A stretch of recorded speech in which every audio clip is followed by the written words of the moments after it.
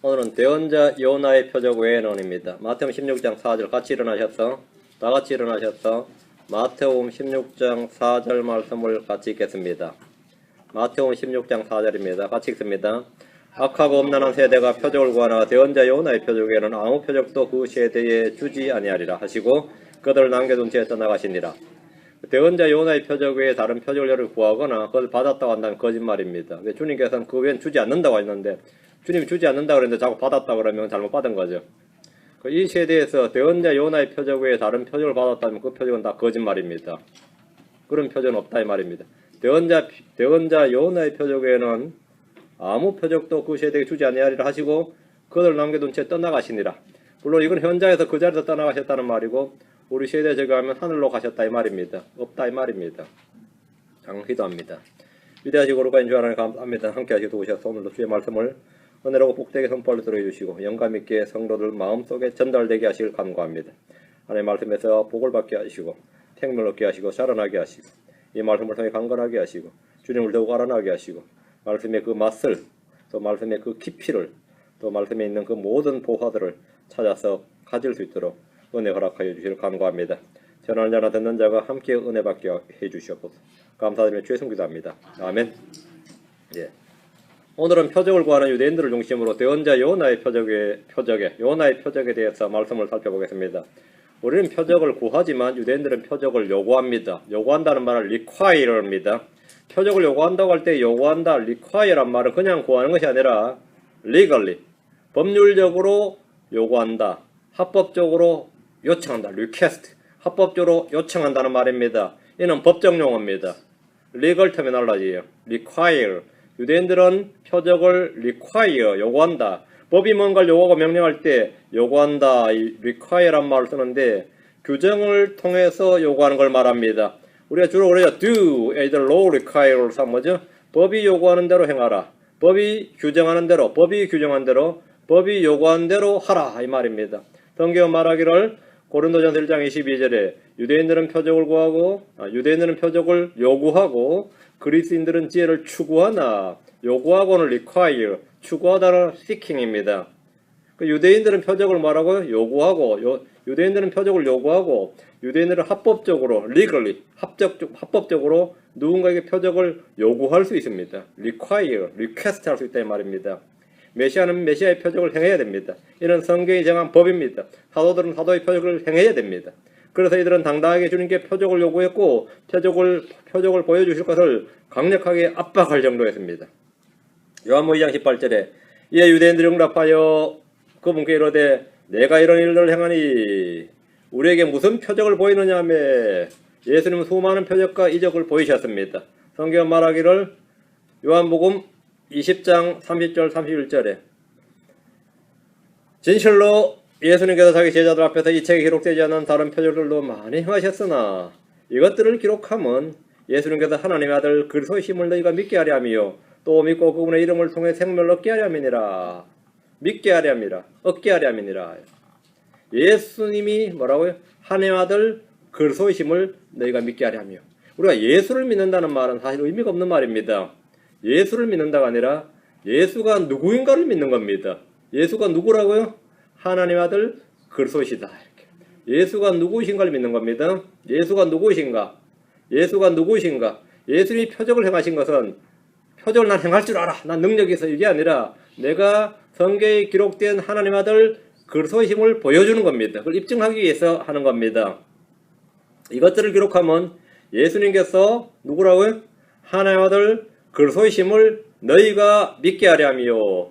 예수님께서 4대 성인임을 아닙니다. 종교 창시자임을 아닙니다. 사람이 하시님을 아니에요. 천사장이다 아닙니다. 피조된 신이다 아니에요. 하나님의 아들 그리스도이시다. 예수님께서 하나님의 아들 그리스도이심을 믿게 하려 합니다. 주님은 성경에 기록되지 않은 수많은 표적들을 행하셨고 보이셨습니다. 어떤 이들은 그분이 행하는 표적들을 보고 이분은 진실로 세상에 오실 그 대언자시로다 하더라. 이분은 진실로, truly, 진실, 참으로 세상에 오실 그 대언자, 모세가 말한 바로 그 대언자, 율법과 대언자들이 증언한 바로 그 대언자란 말입니다. 어떤 사람들은 표적을 보면서도 자신들이 원하는 표적을 더 보여주실 것을 요구했습니다. 어떤 이들은 예수님이 행하는 표적을 보면서 마귀들의 왕 바알세불을 힘입어서 하는 것이라고 불신하고 부정했습니다. 자, 표적을 보여줘도 반응은 다 달랐습니다. 어떤 사람은 진실로 메시아가 맞다 이거. 어떤 사람은 아니다 이거. 어떤 사람은 이거 마귀들에서 하는 일이다. 반응은 다 달랐습니다. 예수님께서 가나 혼인잔치에서 물을 포도즙으로 물을 뭐라고요? 물을 와인으로 변화시키는 표적을 행하신 후에 죽으실 때까지 이 땅에서 수많은 표적들을 행하셨지만 예수님이 하신 최대의 표적, 가장 큰 표적은 뭐라고요? 요나의 표적입니다. 요나의 표적이에요. 예수님 항복을 해도 저거는 다른 사람도 할 수 있어. 모세도 뭐 했는데, 엘리야도 했는데, 엘리사도 했는데, 누구도 했는데 할 수 있죠. 사탄도 하는데 뭐 이렇게 할 수 있는데 그 사람들이 죽었다가 일어날 수 있어 이 말이에요. 죽었다가 일어나는 일은 다른 대언자가 한 사람 있냐 이 말이에요. 죽었다가 일어나는 일을 할 수 있냐고. 십자가에 못 박혔다가 3일 만에 부활할 수 있는 대언자는 아무도 없었습니다.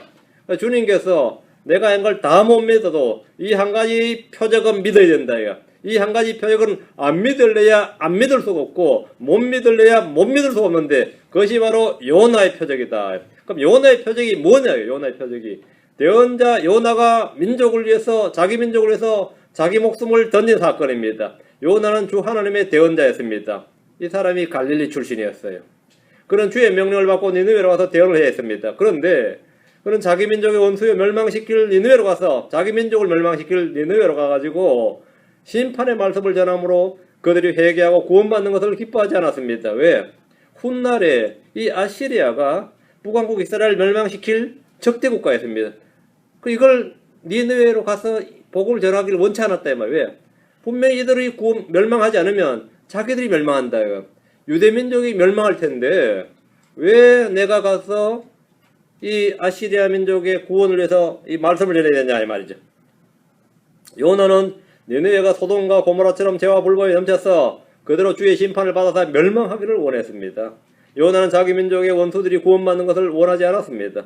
야고보와 요한은 주님을 받아들이지 않는 사마리아를 보면서 그들이 멸망하기를 원했습니다. 그들을 멸하기를 원했어요.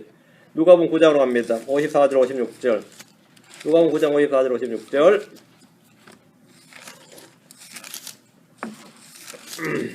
그분의 제자 야고보와 요한이 이것을 보고 이르되 사마리아가 예수를 받아들이지 않는 것 이것을 보고 이르되 주여 엘리야가 행한같이 불이 하늘로부터 내려와 저들을 멸하도록 우리가 명령하기를 원하시나이까 하거늘.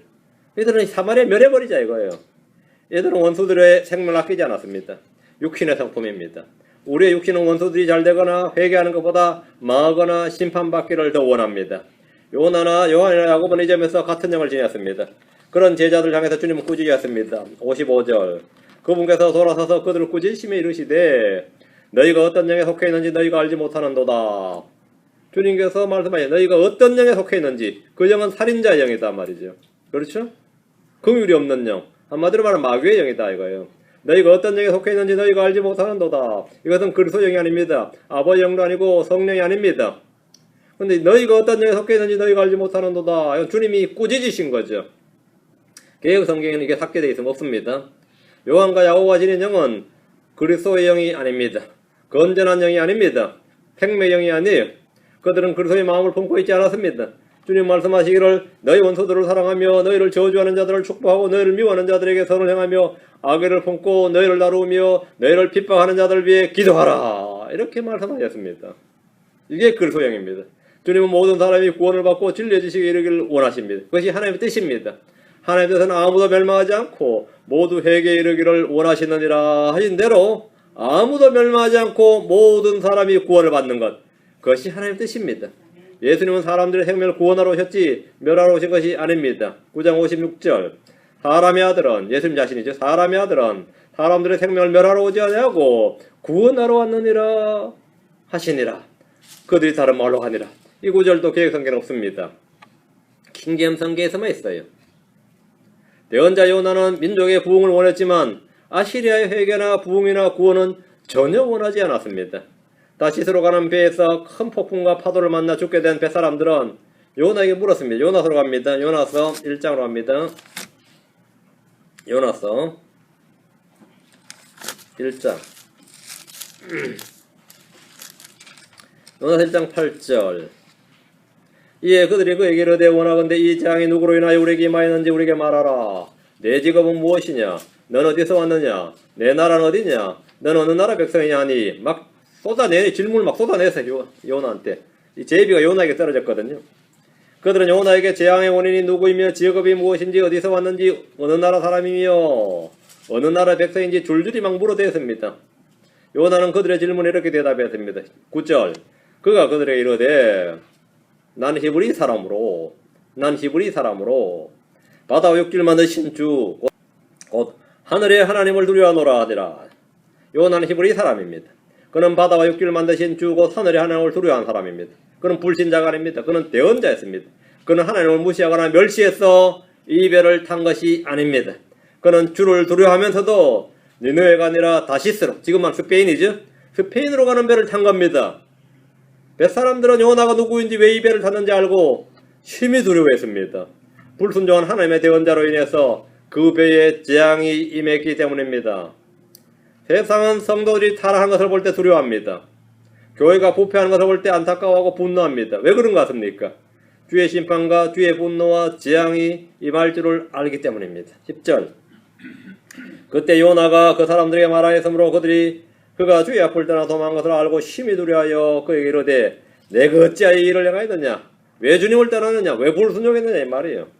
뱃사람들은 이방인들이었고 이교도들이었지만 요나의 불순종과 타락으로 인해 심히 두려워했습니다. 그래서 내가 어찌하여 이 일을 행하였느냐 이렇게 합니다. 교회가 부패할 때 세상은 교회를 향해 빛과 소금이 되라. 순결을 되찾으라. 개혁해라. 낮은 자세를 취해라. 예수님의 본을 따르라. 돈을 탐내지 말고 청빈하라. 별의별 해결책을 다 제시합니다. 교회는 그래서는 안 된다. 교회가 그래서는 안 된다. 오늘 대형교회의 타락을 꾸짖습니다. 왜 그렇습니까? 그들의 타락으로 인해 재앙이 세상에 임하기 때문에 자신들에게 임하기 때문입니다. 교회가 교회다워야 세상에 재앙이 임하지 않고 자신들에게 위험에 처하지 않는다는 것을 본능적으로 알고 있습니다. 그런다 또 잘 믿으면 또 과격하니 별의별 소리 다 해요. 광신자니 별소리 다 하고 또 잘못 믿으면 맛과 소금을 잃어버린 현대교회를 어찌할 것인가 이렇게 진단합니다. 황당하죠. 11절 바다가 움직이며 사나워짐으로 그때 그들이 그에게 이르되 우리가 내게 어떻게 하여야 바다가 우리를 위해 잔잔하겠느냐 하니. 자, 뱃사람들이 물은 겁니다. 뱃사람들은 요나에게 물었습니다. 그들은 지금 위기에 처했기 때문입니다. 사람들은 위기 상황이나 어려움에 처하면 누구에게라도 구원을 청할 수 있습니다. 우리가 내게 어떻게 하여야 바다가 우리를 위해 잔잔하겠느냐. 대언자 요나는 그 배에서 해결책을 한 유일한 사람이었고 그들을 구원할 수 있는 유일한 사람이었습니다. 요나의 답변을 보십시오. 1장 12절 그가 그들에게 이르되 나를 들어 바다에 던지라. 그리하면 바다가 너희를 위해 잔잔하리라. 나로 인하여 이 큰 폭풍이 너에게 임한 줄을 내가 아노라 하니라. 요나는 알았습니다. 자신으로 인해 이 폭풍이 임했다 이거예요. 그리고 해결책도 알았습니다. 요나는 이 일이 죄의 결과였고 하나님의 심판이라는 사실을 알았습니다. 요나는 해결책을 알았습니다. 요나는 나를 들어 바다에 던지라. 나를 죽이라 이 말입니다. 내가 죽어야 이 문제가 해결된다. 내가 심판받아야 이 문제가 해결된다. 그는 위험에 처한 뱃사람들을 위해서 크게는 훗날 아시리아 니느웨에게 멸망당할 자기 민족을 위해서 자기 한 몸을 산 제물로 드리고자 했던 겁니다.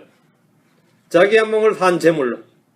주여 나 죽게 됐습니다. 살려주십시오. 잘못했습니다. 돌아가겠습니다. 그런 게 아니에요. 죽여라 이거 죽여라. 나를 집어 던지라 이거. 집어 던져도 산다가 아니라 죽는 거 당연한 거죠. 모세는 죄와 불법으로 인해 멸망하게 된 이스라엘 백성을 위해 중보기도 하면서 자신을 산 제물로 드렸습니다. 출애굽기 32장 32절에 그러나 이제 주께서 그들의 죄를 용서하옵소서 그리하지 아니하시려면 오라건대 주께서 기록하신 주의 책에서 나를 지워버리소서. 나를 블라드아웃 하라 이거예요. 내 이름을 나 죽여달라는 거죠. 그 민족을 용서하지 않으려면 이 민족의 죄와 불법을 용서하지 않으려면 나를 죽여달라. 그 나를 산 제물로 받으소서 이 말입니다. 모세는 민족의 구원을 위해서 죽기를 구한 예수 그리스도의 모형입니다. 삼손은 민족의 구원을 위해서 자기 한 몸을 산 제물로 드렸습니다. 그는 죽기 전에 주를 부르면서 민족의 원수를 갚게 해달라고 기도를 했는데 그것이 전부가 아닙니다. 그가 구한 게 뭐냐면 사사기 16장 32절에 이르되 나를 블레셋 사람들과 함께 죽게 하소서.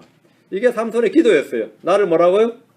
블레셋 사람들과 함께 죽게 하소서. 저들을 죽여주소서가 아니라 자기가 함께 죽겠다는 겁니다.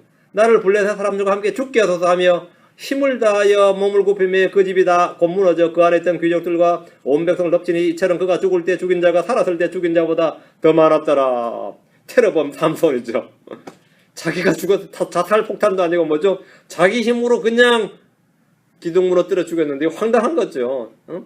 차라리 폭탄을 온몸에 감았으면 미리 제거라도 하지. 그것도 아니고 자기가 그냥 하나님께 성령을 통해서 힘을 받아가지고 무너뜨려서 다 죽었는데 자기를 죽게 해달라잖아요. 죽게 하소서. 그는 죽게 힘을 달라고 구했을 뿐 아니라 자신의 죽음을 구했습니다. 나를 블레셋 사람들과 함께 죽게 하소서. 삼손은 자신의 죽음으로 민족을 구원한 유일한 사사로서 예수 그리스도의 예표입니다. 요나 역시 그랬습니다. 나를 바다에 던져라 이거야. 나를 죽이라 이거예요.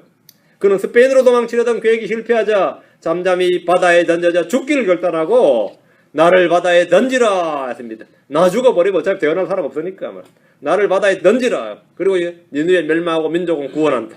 내 민족은 구원한다 이거야. 요나는 민족의 구원을 위해서 자신을 죽음에 내어준 대언자로서 예수 그리스도의 모형입니다. 요나는 자기 한 사람의 죽음으로 자기 민족을 구원한 것이 더 유익이라고 여겼던 사람입니다. 그리고 그것을 생각만으로 그치고 말로만 그친 게 아니라 실제 결행한 사람이에요. 예수님이 죽으실 때 그 죽음에 대해서 이론적 근거를 제공하면서 예수님의 죽음이 유대인들을 위해 죽는 것으로 유익하다고 권고한 사람이 그 해의 대제사장 가야바였습니다. 이 가야바의 한마디가 떨어지자 설마 죽이고 싶었던 사람들이 아직까지 마음으로만 죽이고 싶었는데 실제 계획하고 결행은 못했어요.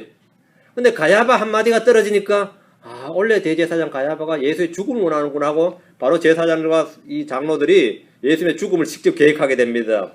요한복음 18장 14절 봅니다. 요한복음 18장 14절. 예수님의 죽음에 대한 실질적 지휘자가 누구였냐면 가야바였습니다. 요한복음 18장 14절에 보면 이제 가야바는 유대인들에게 한 사람의 백성을 위해 죽는 것이 유익하다고 권고하던 자라. 가야바가 어떻게 권고했다고 유대인들에게? 한 사람이 백성을 위해 죽는 것이, 예수 한 사람이 백성, 유대 민족을 위해 죽는 것이 유익하다 이렇게 권고하던 자더라. 가야바의 권고를 잘 들어보면 어떻게 권고했는지는 앞에 나옵니다. 11장으로 가요. 요한복음 11장 49절 52절. 요한복음 11장 49절 52절. 이 말이 뭐냐면 예수를 그냥 살려두면 로마 사람들이 와서 자꾸 유대인들이 예수를 왕이라 그러고 우리 통치자를 삼으려고 그러면 로마 사람들이 와서 어떻게 하냐면 우리 민족을 다시 한번 짓밟아버리고 죽인단 말이에요. 그럼 예수를 죽이는 게 낫다 이 말이죠. 그게 48절에 나오죠. 만일 우리가 그를 이대로 두면, 예수를 이대로 두면 모든 사람이 그를 믿을 것이요 그러면 로마 사람들이 와서 우리의 터전과 민족을 다 빼앗아가리라. 그 사람들이 예수를 뭐라는 모든 사람이 예수를 믿어버리면 어떻게 된다고요? 그러면 로마 사람들이 왔어. 그러니까 예를 들어 빌라도가 예수 안 죽이면 어떻게 되는 거죠? 자기들이 예수를 안 죽이면 어차피 예수는 예언에 따라 죽습니다. 로마 사람들이 와서 자기를 죽인다 이거야. 로마 사람들이 와서 우리의 터전과 민족을 다 빼앗아가리라 하며 49절 그들 중에 한 사람으로서 그의 대제사장인 가야바라는 자 그들에게 이르되 너희가 결코 아무것도 알지 못하며 또 한 사람의 백성을 위해 죽어서 온 민족이 멸망하지 않게 되는 것이 우리에게 유익한 줄을 깊이 생각하지 아니하는도다. 그는 스스로 이 말을 하지 아니하고 그의 대제사장으로서 예수님께서 그 민족을 위해 죽으실 것을 대언하되 예수님은 그 민족을 위해 죽었다 이거예요. 그 민족을 위해서. 52절 그분께서 그 민족만을 위해 죽지 아니하고 널리 흩어진 하나님의 자녀들 함께 모아다 하나가 되게 하려고 죽으실 것을 대언하였더라. 이에 그들이 그날부터 그분을 죽이려고 함께 언언하니라. 대제사장 가야바 이 한마디가 떨어지니까 뭐죠? 윗선에서 이미 결정난 거다 말이죠. 오늘 원래 대제사장 가야바 이렇게 결정했다면 우리는 뭐하면 되거죠? 뜻을 받들어서 죽이면 되는 거죠. 뜻을 받들어 죽이면 되는 거죠. 윗선에서 이미 이 뜻이 확고하다면 한 사람이 죽는 게 낫다요. 근데 이것은 사실 대언이었어요. 가야바는 예수님의 죽음은 온 백성을 위한 죽음이요 그분이 죽어서 온 민족이 멸망하지 않는 것이 유익이라고 했습니다. 그는 예수님께서 그 민족을 위해 죽으실 것을 대언했습니다. 또한 그 민족만을 위해 죽지 않고 널리 흩어진 하나님의 자녀들을 함께 모아다가 하나가 되게 하려 죽을 것을 대언한 겁니다. 요나의 죽음은 예수 그리스도의 죽음에 대한 예표요 모형이었습니다. 예수님은 이 대언자 요나의 죽음에 대해서 말씀하시면서 요나가 얼마나 억울하게 죽었냐 그런 게 아니에요. 그런 이야기가 전혀 아닙니다. 그죠? 요나의 죽음에 대해서 말씀하시면서 자신의 죽음을 말씀하신 겁니다. 자, 누가복음으로 갑니다. 11장 29절 31절. 이 요나의 표적은 성경 곳곳에 나옵니다. 누가복음 11장 29절 31절. 사람들이 함께 빽빽히 모였을 때 그분께서 말씀하기 시작하여 이르시되 이 세대는 악한 세대라. 이블 제너레이션이다. 이 세대는 이블 제너레이션이다. 그들이 표적을 구하라. 대언자 요나의 표적 외에는 아무 표적도 이 세대에게 주지 아니하리니 이는 요나가 니느웨 사람들에게 표적이 되었던 것 같이 사람의 아들도 이 세대에게 그러할 것이기 때문이더라. 요나가 니느웨 사람들에게 표적이 되었던 것 같이 사람의 아들도 예수님 자신도 이 세대에게 그러하다. 예수님 자신이 이 세대의 표적이에요. 예수님 자신이 이 세대에 무슨 표적을 행하는 게 아니라 예수님 자신이 표적이다 이거예요. 예수님은 이 세대를 악한 세대라고 말씀하셨습니다. 이 세대는 악한 세대입니다. 이 세대는 믿음이 없고 비뚤어진 세대입니다. 이 세대는 악하고 음란한 세대입니다. 베드로는 이 세대를 패역한 세대라고 했습니다. 사도행 2장 40절에 보면 또 많은 다른 말씀들로 증언하며 권면하여 이르되 이 패역한 세대로부터 너희 자신을 구원하라. 이 패역한 세대로부터. 침례 요한은 당시 자기가 살던 때 침례를 받으러 나오는 무리들에게 오 독사들의 세대야 누가 너에게 경고하여 다가오는 진노를 피하게 하더냐. 독사들의 세대야. 그 악한 세대, 음란한 세대, 패역한 세대, 비뚤어진 세대, 독사들의 세대. 이것이 우리가 살고 있는 이 세대입니다. 우리는 이런 세대를 살고 있습니다. 지금 우리는 역사상 어느 세대보다 어둠이 깊은 그런 세대를 살고 있습니다. 성과 악의 구분이 없는 정도가 아니라 남녀의 구별이 없는 세대를 우리가 살고 있습니다. 이놈이 남자인지 여자인지 성의 구별이 없는 세대입니다. 아버지와 어머니가 구분 안 가는 그런 세대를 삽니다. 오픈마인드를 하면 여자도 뭐라고 아빠가 될 수 있다. 이게 지금 초등학교 교과서에 나오는 내용입니다. 우리가 지금 이런 비뚤어진 세대, 패역한 세대, 독사들의 세대, 이런 세대, 악한 세대에 우리가 살고 있단 말입니다. 주님은 이런 악한 세대가 표적을 구하지만 대언자 요나의 표적에는 아무 표적도 이 세대에게 주지 아니하리라 이렇게 하셨습니다. 그럼 주님이 주시는 유일한 표적이 뭐란 말입니까? 요나의 표적이다. 주님이 이 세대에게 주신 표적이 요나의 표적이다. 요나는 니느웨 사람들에게 표적이 되었습니다. 요나의 말과 요나가 행한 이적과 요나가 행한 업적이나 행실이 아니라 요나 자신이 니느웨 사람들에게 표적이 된 겁니다. 고레뱃속에다 사람이 하나 툭 튀어나왔을 때 얼마나 놀랐겠습니까? 그 소문은 쫙 퍼졌을 것이고, 그죠? 요나가 큰 바람과 폭풍이 있는 바다에 던져졌을 때 그는 바다에 빠져 죽었습니다. 그런 거대한 폭풍이 있는 바다에 빠지면 말이죠. 평소에 빠지면 어부적거리다 몇 분이라도 살겠지만 그런 폭풍이 있는 바다에 빠지면 몇 초 만에 죽습니다. 예, 물이 그냥 사람 삼켜버리기 때문에. 그의 시체는 지중해 바다의 해변을 떠도는 것이 아니라 큰 고래 뱃속에 들어갔습니다. 요나가 살아서 고래 뱃속으로 콩당 빠진 게 아니라 죽어서 바다에다 휙 돌고 그 시체가 고래 뱃속으로 들어간 겁니다. 여러분이 어릴 때 주일학교에서 뭐로 배웠는지 모르겠지만 지금도 잘 들으셔야 됩니다. 예수님께서 죽으시고 요셉의 동굴 무덤에 묻히셨듯이 요나의 죽은 몸은 고래 뱃속으로 들어갔습니다.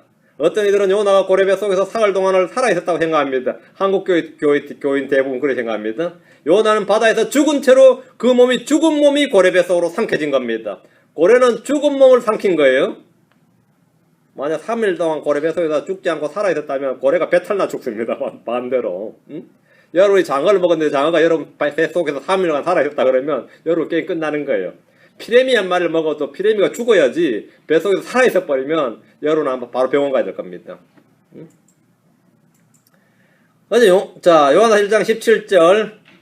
요나는 바다에서 죽은 채로 그 몸이 고래 뱃속으로 삼켜졌다. 요한나 1장 17절에 이제 주께서 이미 큰 물고기를 예비하사 요나를 삼키게 하심에 요나가 밤낮으로 사흘 동안 그 물고기 뱃속에 있었더라. 이건 요나의 몸입니다. 큰 폭풍과 파도가 넘치는 바다에 던져진 요나는 즉사했을 것이고 그의 죽은 몸은 주님이 예비하신 큰 물고기 뱃속에. 고래야 뭐 잘 됐죠. 싱싱한 놈 하나가 이제 팍 금방 죽은 거 그냥 삼킨 거예요. 이 큰 물고기는 주님의 증언에 따르면 고래인데 이 고래는 죽은 요나의 시체를 안전하게 옮기는 살아있는 이동용 관이었습니다. 무빙 코핀이에요. 살아있는 이동용 관이었어요. 그 요나는 지금 자기 시체가 고래 뱃속에서 서서 옮겨지고 있는 겁니다. 요나는 밤낮으로 사흘 동안 그 물고기 뱃속에 있었습니다. 요나의 죽은 몸을 말합니다. 요나의 혼은 그때 어디 있었다고요? 지옥에 있었습니다. 주의 말씀에 불순종한 요나의 혼이 갈 곳은 지옥이었습니다. 죽었던 요나가 고래 뱃속에서 토해져 나왔고 그런 그가 니느웨로 갔을 때 요나 자신이 니느웨 사람들에게 표적이 되었습니다. 죽었다가 살아난 사람.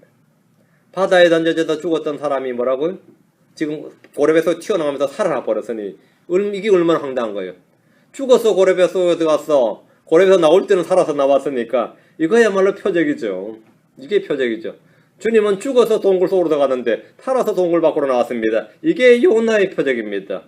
죽었다가 살아난 사람은 그 자체가 표적입니다. 예수님 말씀하신 요나의 표적은 죽었다가 부활한 사람으로 자신의 죽음과 부활이 악한 세대의 표적이 될 것이란 말입니다. 니느웨 사람들은 요나의 선포로 회개했습니다. 예수님은 요나보다 더 크신 분입니다. 마태복음 12장 40절. 마태복음 12장 40절.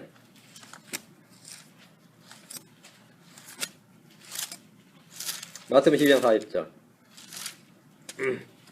요나가 밤낮으로 사흘 동안 고래 뱃속에 있었던 같이 사람의 아들도 밤낮으로 사흘 동안 땅의 심장부에 있으리라. 주님은 요나의 표적에 대해 말씀해 주시면서 사람의 아들도 그와 같다고 하셨습니다. 요나는 밤낮으로 사흘 동안 고래 뱃속에 있었습니다. 죽은 시체입니다. 요나의 몸은 땅에 묻힌 대신에 고래 뱃속에 묻혀 있었습니다. 그의 몸이 고래 뱃속에 살아있었다면 묻힌 것이 아니라 갇힌 것이 됩니다. 요나의 몸이 고래 뱃속에 있었던 것 같이 주님의 몸은 동굴 무덤에 있었습니다. 주님의 몸입니다. 죽은 몸의 시체입니다.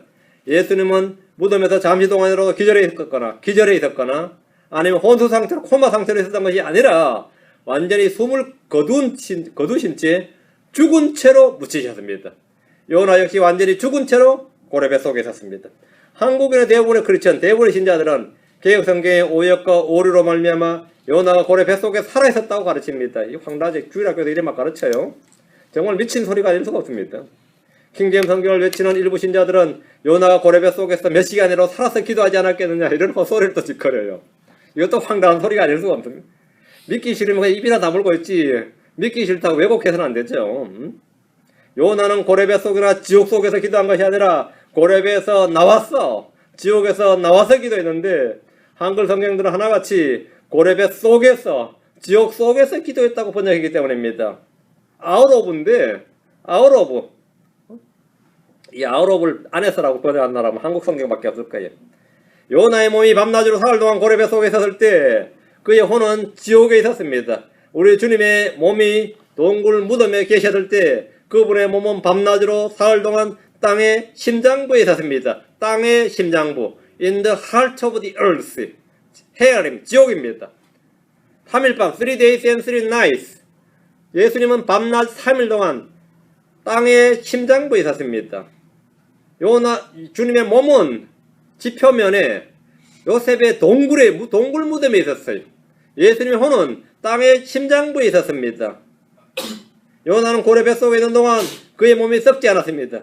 예수님의 몸은 무덤에서 썩지 않았습니다. 요나의 혼은 지옥에 남겨지지 않았습니다. 주님 역시 그 혼이 지옥에 남겨지지 않았습니다. 사도행전 2장 27절에 이는 주께서 내 혼을 지옥에 남겨두지 아니하시고 주의 거룩한 자가 썩을 보지 아니하게 하실 것이기 때문이다. 지옥에서 사도행전 2장 31절에 또 이것을 미리 보았으므로 그리스도의 부활에 대하여 말하기를 그의 혼이 지옥에 남겨지지 않았고 그의 육체도 썩을 보지 아니하였느니라 하였느니라. 이것이 바로 요나의 표적입니다. 이게 요나의 표적입니다. 요나의 표적이란 그의 죽음과 부활이 니느웨 사람들에게 표적이 된 것 같이 예수님께서 죽으시고 부활하신 것이 이 세대의 표적이 된다는 말입니다. 이 세대의 표적이 된다는 말이에요. 어떤 유대인들은 예수님이 한 일이 전부 다 성경과 맞으니까 저놈이 성경을 완전히 외워가지고 성경이 완전히 외워가지고 자기가 저렇게 흉내낸다고 주장했어요. 그러면 자 모든 걸 다 흉내낼 수 있다 치고 그러면 죽었다가 부활하는 걸 어떻게 흉내냅니까? 죽었다가 십자가에 죽었다가 부활하는 거는 외워서 흉내낼 수 있는 게 아니다 말이죠. 그럼 배워서 할 수 있는 일이 아니다 말이에요. 그럼 그 일을 이 요나의 표적은 사탄이 할 수 있는 것도 아니고 바알세불 힘으로 할 수 있는 것도 아니고 대언자들처럼 어떻게 할 수 있는 것도 아니고 뭘 외워서 할 수 있는 것도 아니고 이것은 하나님의 아들이란 뭐죠? 사인이다. 그러니까 내가 죽었다가 부활하면 너희는 다 믿어야 된다 이거예요. 예수님이 죽었다가 부활하면 이것은 성경에 기록된 대로 죽었다가 부활하면 너희는 다 믿어야 된다 이거예요. 믿기 싫어도 믿어야 되고 부정하고 싶어도 믿어야 된다. 너희는 무조건 믿어야 된다 이거예요. 사람이 보여줄 수 있는 표적들 중에 이보다 더 확실하고 더 큰 표적은 없습니다. 예수님은 자신이 어떻게 죽으실지 어떤 죽음으로 죽을지 표적으로 미리 보여주셨습니다.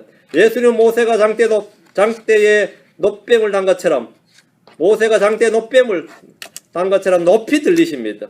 예수님은 높이 들리셔서 죽습니다.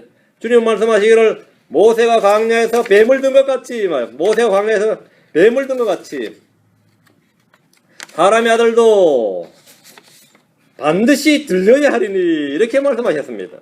자신의 죽음이 나무에 매달려서 죽는 저주의 죽음이라는 사실을 반복해서 말씀해 주셨습니다. 사람은 자신이 어떻게 죽을지 모릅니다. 나는 병실에서 죽을지 집에서 죽을지 사고로 죽을지 아무도 자신이 어떻게 죽을지 미리 말할 수 있는 사람이 없습니다. 그렇죠? 어떻게 죽을지 말할 수 예수님은 자신이 어떻게 죽을지 미리 말씀하셨습니다. 주님 자신이 언제 죽을지 말씀하셨습니다. 몇 월 며칠 날 언제 죽을지 말씀하셨어요. 그런데 유대인들이 물었어요. 요한복음 12장 34절에 사람들이 그분께 응답하되 우리는 율법에서 그리스도가 영원히 거하신다고 들었거늘 어찌 너는 이르기를 사람의 아들이 반드시 들려야 하리라 하느냐. 이 사람의 아들은 누구냐? 사람의 아들이 반드시 들려야 하리라. 네 자꾸 사람의 아들 들려야 한다는데 그럼 네가 말한 사람의 아들은 누구냐? 이 사람의 아들은 누구냐? 십자가에 못 박히신 예수님 자신입니다. 예수님은 칼에 죽는 참수형이나 불에 태워주는 화형이나 목졸리지 않는 교수형이나 돌에 맞아 죽는 투석형으로 죽지 않으셨습니다. 예수님은 독배를 마시고 죽으신 것도 아닙니다. 예수님은 질병으로 죽지 않으셨습니다. 예수님은 나무에 달려 죽으셨습니다. 예수님은 우리의 저주가 되셔서 나무에 달리셨습니다. 예수님 자신이 그렇게 저주의 죽음으로 죽는다는 사실을 미리 말씀해 주셨습니다. 갈라디아 3장 13절에 그리스도께서 우리를 위해 저주가 돼서 율법의 저주에서 우리를 구속하셨으니 기록된 바 나무에 달린 모든 자는 저주받았느니라. 예수님 우리의 저주가 되셔서 저주받으셨습니다. 예수님은 자신의 죽음에 대해서 해석의 여지를 두지 않으셨습니다.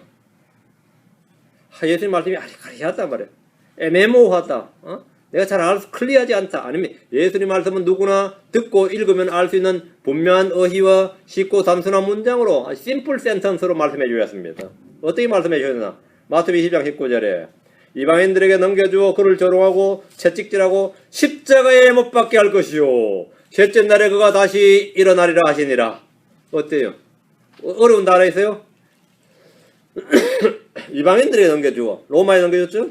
그를 조롱하고 채찍질하고 십자가에 못 박게 할 것이요 셋째 날에 그가 다시 일어나리라.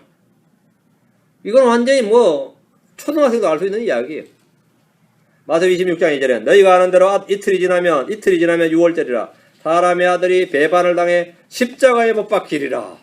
예수님은 언제 죽는지 아셨고 어떻게 죽는지 아셨습니다. 주님은 자신의 죽음에 미리 말씀하셨습니다. 지나고 나서 하는 게 아닙니다. 미리 말씀하셨습니다. 성경은 미리 기록된 역사입니다. 왜? 믿음의 증거와 근거를 주시기 위해서입니다. 주님의 말씀은 조금이라도 헷갈릴 여지가 없습니다. 모든 말씀이 상징이나 비유나 은유가 아니라 기록된 그대로 문자적입니다. 예수님은 자신이 어떻게 죽을지 알고 계셨고 미리 말씀해 주셨습니다. 사람은 아무도 자신이 어떻게 죽을지 모릅니다. 언제 죽을지도 모릅니다. 그러나 주님은 자신이 언제 죽을지 아셨고 어떻게 죽을지 마치 목격자가 전 과정을 목격하고 기록한 것처럼 미리 말씀해 주셨습니다. 확실한 대언의 말씀은 어떤 느낌이나 체험보다 더 신뢰할 수 있는 근거가 됩니다. 예수님은 자신이 어떤 쪽으로 죽을지 표적으로 보여주시며 하신 말씀을 다 성취하셨습니다. 그대로 죽으셨어요. 자신이 말씀하신 그대로 이방인들에게 넘겨주어 그를 조롱하고 채찍질하고 십자가에 못 박게 할 것이요 셋째 날에 그가 다시 일어나리라. 이것이 바로 요나의 표적입니다. 이 표적을 내가 주고 안다고 떠난다고. 이 표적만이 너에게 뭐라고? 준 표적이다. 마태복음 16장.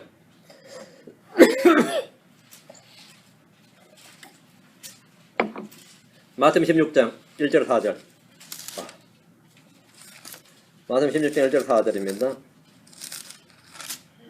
바리새인들도 사두개인들과 함께 와서 시험하며 그분께서 하늘로부터 오는 표적을 자기들에게 보여줄 것을 그분께 요구하며 했는데, 요구하며가 이거 바람에 desiring입니다. desire, 바람에, 원함에. 바리새인들도 사두개인들과 함께 와서 시험하며 그분께서 하늘로부터 오는 표적을 자기들에게 보여줄 것을 그분께 바람에. 바리새인들과 바리새인들, 사두개인들과 함께 와서 주님을 시험하며 하늘로부터 오는 표적을 보여줄 것을 구했습니다. 그들은 표적을 보면 믿겠다는 것이 아니라 최소한 표적이라도 행해야 우리가 좀 생각이라도 좀 해보고 판단할 것이 아니냐, 그런 태도입니다. 네가 표적하면 내가 믿지, 그게 아니에요. 표적이라도 좀 보여봐. 그래야 우리가 생각하고 판단할 거 아니냐 이 말이죠. 이들은 믿기 위해서가 아니라 도무지 믿을 수가 없고 믿고 싶지 않아서 표적을 구한 겁니다. 하늘로부터 오는 표적이란 하늘로부터 만나를 내려주거나 불을 내려보라는 겁니다. 하늘로부터 오는 표적을 구했다는 말은 모세는 하늘로부터 만나를 내렸죠. 그 하늘로부터 만나를 내리거나 엘리야처럼 말이죠. 하늘로부터 불을 내려보라 이거예요. 다른 표적들은 행해도 인정하지 않을 것이니 하늘로부터 오는 표적을 보여서 우리가 보고 믿게 하라, 뭐 이런 식입니다. 얘들이 구하는 표적은 훗날 거짓 대언자가 대환란 때 직접 행함으로 첫째 짐승은 적그리스도를 경배할 때 사용한 겁니다.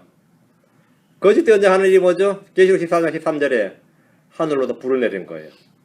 그가 큰 이적들을 행하되 사람들의 눈앞에서 불이 하늘로부터 땅 위로 내려오게 하고, 이게 바로 바리새인들과 사두개인들이 원했던 표적입니다. 그들이 구했던 표적인데 누가 응답하죠? 예수님 응답 안 했어요. 누가 응답했다고? 계시록 13장에 대환란 때 거짓 대언자가 행하는 표적입니다. 그래서 그들을 미혹하는 겁니다.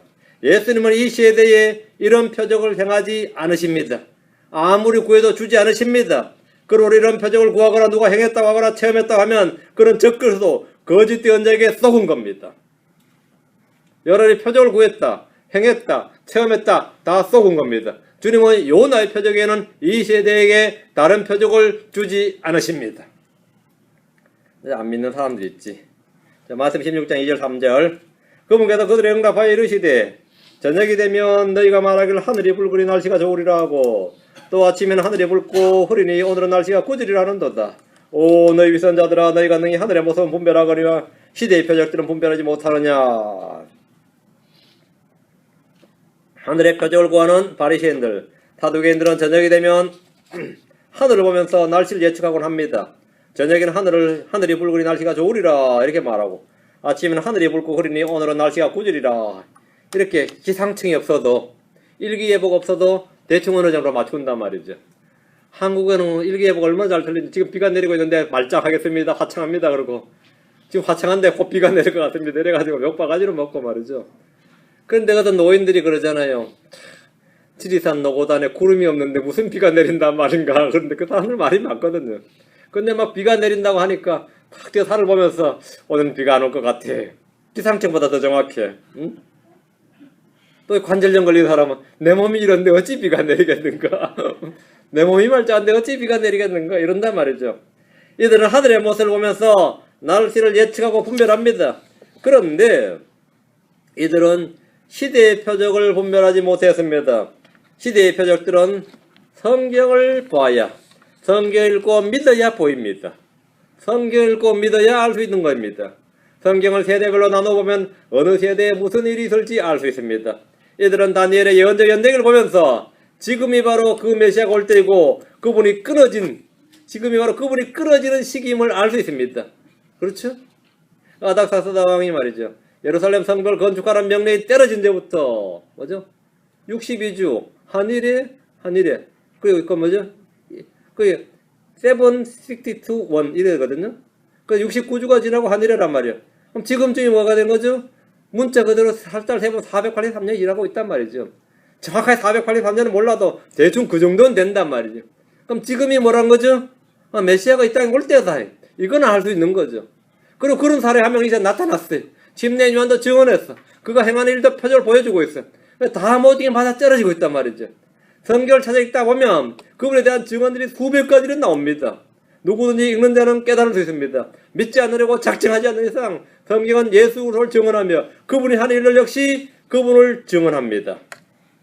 마태복음 16장 3절에 너희가 능히 하늘의 모습은 분별하거니와 시대의 표적들은 분별하지 못하느냐 하신 것은 이들이 율법과 증언에게 구하지 않고 그에 따라 말하지 않기 때문에 하신 책망입니다. 이사야 8장 10절에 그들이 율법과 증언에게 구할지니 그들이 만일 그들이 이 말씀에 따라 말하지 않으면 그 까닭은 그들 안에 빛이 없기 때문이니라. 그들이 어디에 구해야 된다고요? 그들이 율법과 증언에게 구할지니 그들이 율법과 증언에게 구할지니 그들은 지금 다른 누구에게 가서 물어야 되는 게 아닙니다. 성경을 찾아서 읽어봐야 된다. 그들이 율법과 증언에 구할지니 율법, 모세 율법입니다. 증언, 대언자들이 증언이다 말입니다. 율법과 대언사들, 율법과 시편과 대언사들, 한마디로 구약 성경에 구할지니 성경에게 구할지니 만일 그들이 이 말씀에 따라 말하지 않으면 그 까닭은 그들 안에 빛이 없기 때문이니라. 예수님이 그리스도인지 아닌지, 그분이 하나님의 아들인지 아닌지, 그분이 그 대언자인지 아닌지 알고 싶다면, 믿고 싶고 확정하고 싶다면 율법과 증언에게 구하면 됩니다. 점쟁이에 갈 필요 없어요. 바리새인들에게 갈 필요도 없습니다. 서기관들이나 장로들에게 갈 필요가 없어요. 율법과 증언에게 구할지니 했습니다. 표적보이라고 할 필요 없습니다. 성경을 찾아서 읽어보면 됩니다. 성경이 곧 나에 대하여 증언하는 것이니라. 간단하죠? 간단합니다. 4절입니다. 마태복음 16장 4절 악하고 음란한 세대가 표적을 구하나 대언자 요나의 표적에는 아무 표적도 그 세대에게 주지 아니하리라 하시고 그들을 남겨둔 채 떠나가시니라. 참 이 의미심장한 말이에요. 악하고 음란한 세대가 표적을 구하나 그들은 계속해서 예수님이 예수님이 메시아라는 자기 증명을 원하면서 표적을 구했습니다. 그러나 주님은 대언자 요나의 표적에는 아무 표적도 그 세대에게 주지 않으리. 요나의 표적을 못 믿으면 다른 모든 표적은 다 의미가 없는 겁니다.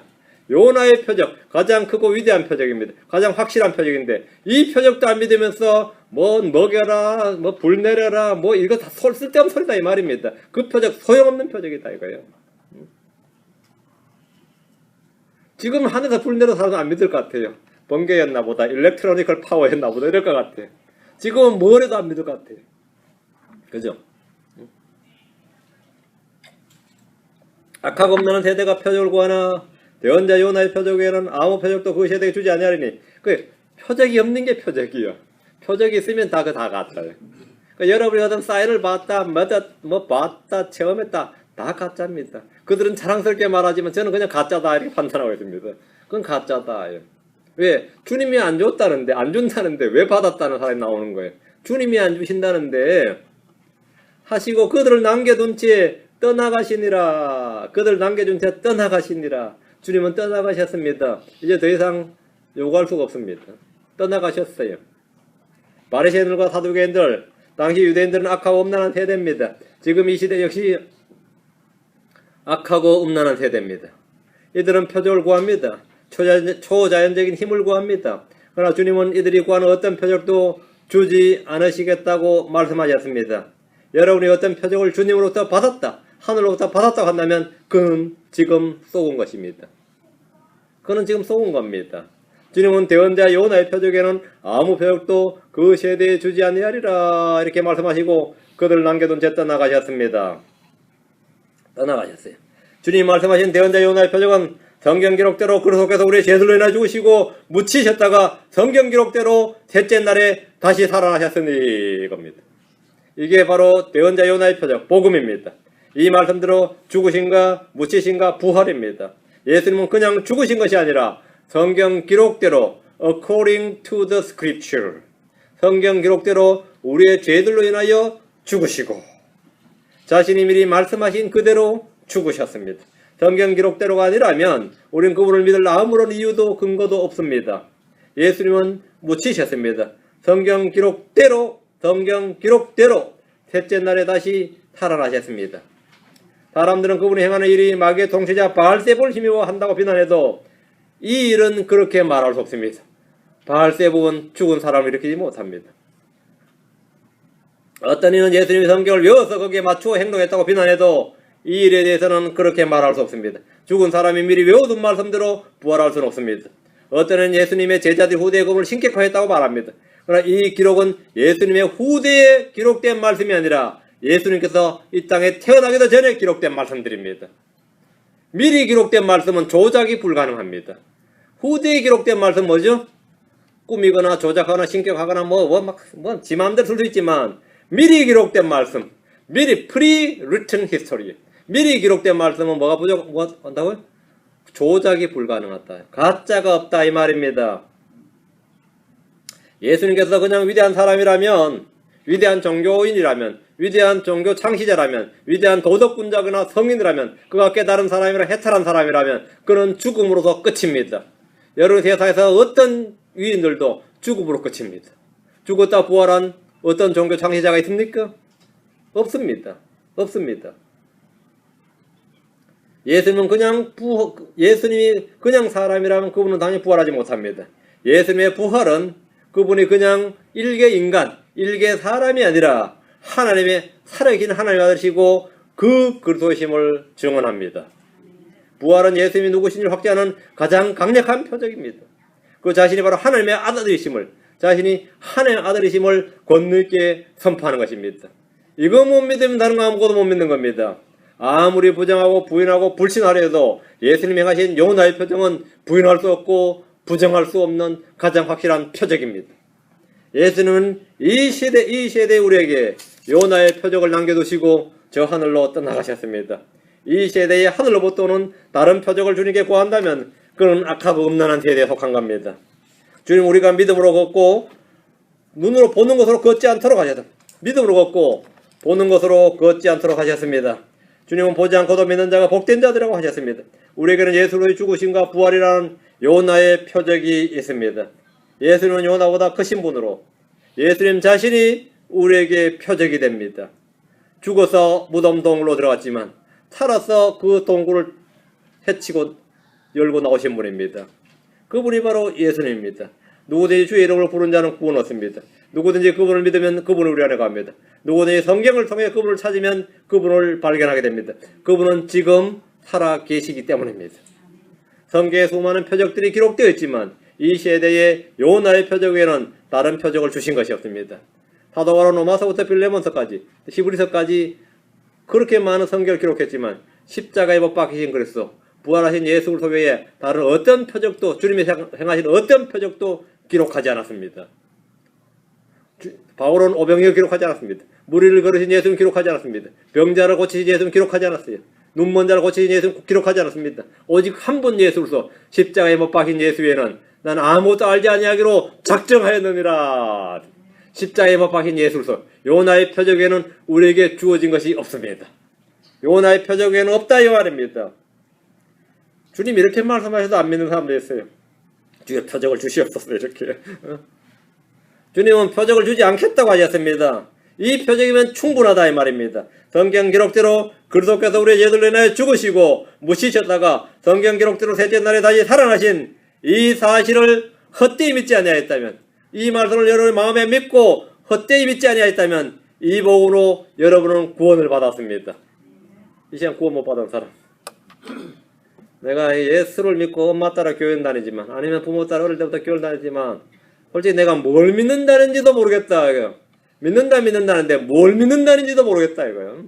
뭘 믿어야 되는지도 모르겠다는 사람이 있으면 이건 자존심의 문제가 아니라 영원한 생명의 문제인 거로 손을 번쩍 들어야 돼요. 그리고 저 구원 상담을 좀 해야 됩니다. 구원 상담을. 이 시간 마음으로 믿겠다 그러면 여러분 믿으면 구원 받습니다. 믿으면 구원이에요. 믿지 않으면 지옥입니다. 이거는 100% 개런티하는 겁니다. 여러분 100% 개런티. 제가 하나님의 말씀으로 100% 개런티할 수 있습니다. 여러분이 만약 오늘 죽으면 여러분의 몸은 어디로 가겠습니까? 며칠 여음했다가 어디로 가죠? 화장으로 가죠. 대부분 다 화장터로 갑니다. 여러분의 몸이 막 불탈 때 여러분 혼이 지옥에서 막 불탈 겁니다. 그럼 내가 예수를 믿었다면 여러분 혼이 불이 타든 썩어지 가든 그때 하늘에 가 있습니다. 여러분 혼 하늘에 가 있습니다. 주님과 함께 거하고 있는 겁니다. 여러분 이 사실을 믿어야 됩니다. 요나의 표적. 예수 그리스도께서 우리에게 주신 것입니다. 위대하시고 거룩한 주 하나님 감사합니다. 오늘 주의 말씀 허락해 주심을 감사합니다. 사랑하는 아버지 하나님, 주님께서 우리를 위해서 행하신 일이 많고 많지만 이 세대에 악하고 음란한 세대가 표적을 구하지만 주님께서 대언자 요나의 표적, 요나의 표적에는 이 세대에 아무 다른 표적을 주지 않으시겠다고 말씀하시고 신이 성경 기록대로 우리의 죄들로 죽으시고 묻히셨다가 성경 기록대로 셋째 날에 다시 일어나심으로 우리에게 가장 확실하고 큰 표적을 허락해 주시고 이 사실을 통해서 누구나 믿음의 증거를 얻고 또 믿을 수 있는 근거를 말해 주심을 감사합니다. 아버지 하나님, 우리는 예수님이 살아계신 하나님의 아들이심을 믿습니다. 예수님께서 육신이 되신 그리스도심을 믿습니다. 예수님께서 하나님 참 하나님의 힘을 믿습니다. 예수님께서 처음부터 계셨던 생명의 말씀이신 것을 믿습니다. 예수님께서 우리를 위해서 죽으신 것을 믿습니다. 피 흘려 죽으시고 고난받으신 것을 믿습니다. 성경에 기록된 모든 말씀을 믿습니다. 우리는 주의 이름을 부르고 주의 이름을 믿습니다. 아버지 이 시간 믿음이 없는 혼들을 불쌍히 여기시고 그들에게 믿음을 선물로 허락해 주시고 그들 가운데 회개를 허락해 주시길 간구합니다. 깨닫는 마음을 주시고 주의 이름을 불러서 누구나 다 구원받게 해주시옵소서. 감사드리며 주의 성기도합니다. 아멘. 네, 찬양 한 곡 마치겠습니다.